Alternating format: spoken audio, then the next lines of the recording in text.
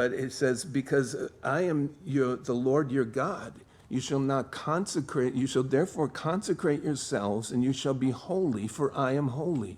Neither shall you defile yourselves with any creeping thing that creeps on the earth. For I am the Lord who brings you up out of the land of Egypt to be your God. You shall therefore be holy, for I am holy. He's teaching rudimentary elements of his holiness and their sinfulness. And then he just said, this is the law, the animals, birds, every living thing that moves in the waters, every creature that creeps on the earth, to distinguish between unclean and clean, between the animal that may be eaten, animal that may not be eaten. God was establishing a mindset of holiness for his chosen people, as well as developing a consciousness among them that they were to see themselves as separate. They're set apart from among all other nations around them. Or as we're told in the New Testament, do not be unequally yoked together with unbelievers.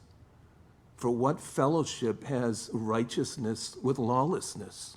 What communion has light with darkness? 2 Corinthians 6:14. We as believers are to live separate lives, not just hang out with the world and fellowship. And what fellowship do you even have with the world?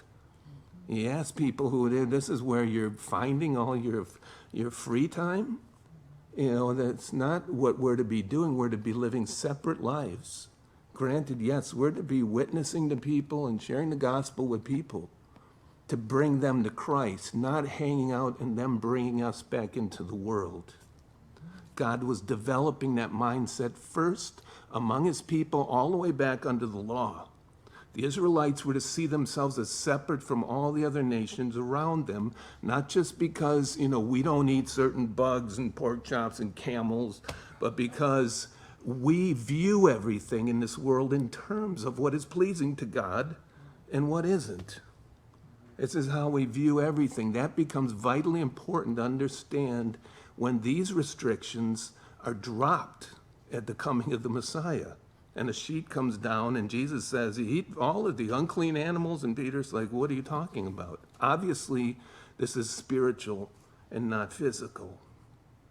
And the instituting the new covenant. Otherwise, if you hold on to it, you end up with the persecution that Jesus and his followers came under by the hand of Pharisees and scribes to the point of killing them.